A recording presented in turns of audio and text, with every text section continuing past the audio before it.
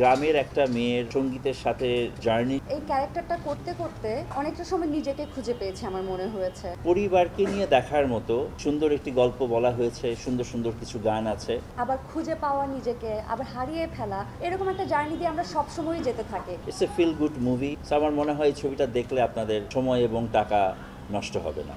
এবং সাইলেন্স আমার জন্য খুবই পার্সোনাল আসলে। সাইলেন্স এ মিউজিক্যাল জার্নি আমার ছবির নাম। যেহেতু আমি মিউজিকের মানুষ, সঙ্গীত পরিচালনা করেছি দীর্ঘ 27 বছর ধরে, আমি চলচ্চিত্র সঙ্গীত পরিচালনা করেছি, তো ভাবলাম যে একটা আমার ফার্স্ট ছবি, এটা should be a musical, music related. So Nila এটাতে অভিনয় করেছে, নীলার মেইন ক্যারেক্টার এই ছবির। আরও সাইমন সাদিক আছে, শেখাব দিনার, বাবেল ভাই আছেন, ঝুনা ভাই, আরও অনেকে আছেন। গ্রামের একটা মেয়ের সঙ্গীতের সাথে জার্নিটা এবং সঙ্গীতের লাইনের বিভিন্ন ভালো লাগা, খারাপ লাগা, কনফ্লিক্ট, এই জিনিসটা নিয়ে এই ছবিটার স্টোরি লাইন।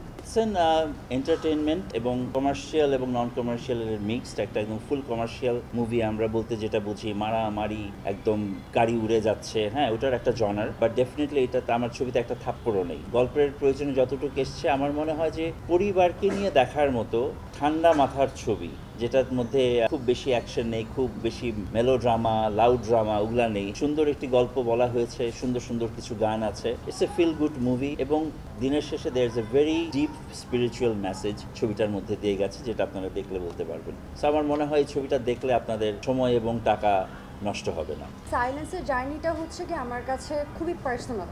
এই ক্যারেক্টারটা করতে করতে অনেকটা সময় নিজেকে খুঁজে পেয়েছি আমার মনে হয়েছে। যে ভাইয়া বলছে যে একটা মিউজিক্যাল জার্নি, আমার কাছে অনেক বেশি একটা স্পিরিচুয়াল জার্নি ফিল হয় এই মুভিটাকে। একটা মানুষের ইনোসেন্সটা থাকা, আবার খুঁজে পাওয়া নিজেকে, আবার হারিয়ে ফেলা, এরকম একটা জার্নি দিয়ে আমরা সবসময়ই যেতে থাকি। স্পেশালি যারা নাকি আমরা আর্টের সাথে থাকি, কখনো নিজেকে খুঁজে পাই, কখনো হারিয়ে ফেলি কাজের অনেক রকমের প্রেশারের মধ্যে।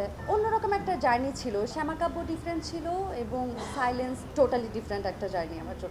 এবং সাইলেন্স আমার জন্য খুবই পার্সোনাল আসলে। ভাইয়া যখন নাকি গল্পটার কথা বলছিল, শুরুতে যখন ভাবনা ছিল, অ্যাকচুয়ালি ভাইয়ার সাথে আমার পরিচয় অনেক আগে। আমার প্রথম সিনেমাতেও উনি ছিলেন, সেকেন্ড সিনেমাতেও উনি ছিলেন, উনি গান করেছেন, সবগুলো ব্যাকগ্রাউন্ড মিউজিক করেছেন। সো ওনার সাথে আমার একটা বন্ধুত্বের সম্পর্ক বা ভাই বোন বা যেটাই বলি কাজের সম্পর্ক, সেটা অনেক আগে থেকে। সো আমি শুনছিলাম যে উনি একটা সিনেমা বানাবে এবং অনেকের কথাই ভেবেছে, আমার কথাও ভেবেছে। এবং গল্পটার শুরুতে শুনেই আমার খুব ভালো লেগেছে যে এই প্যাটার্নের গল্পটা, একটা স্নিগ্ধতা, পিস এবং ক্যাওয়াস সব একসাথে আছে। আমি ইন্টারেস্টেড ফিল করেছিলাম। দেন ভাইয়ার সাথে আমরা প্রিপারেশনে অনেক টাইম নিয়েছি। আমার দোতারা বাজানো শিখতে হয়েছে, তারপর হচ্ছে একটু গান আছে, আমাদের নাচ টাচও আছে, সেগুলোও প্রিপারেশন নিতে হয়েছে। ডিফারেন্ট জনরা টাইপের গান আছে, সেটার জন্য আলাদা প্রিপারেশন নেওয়া হয়েছে।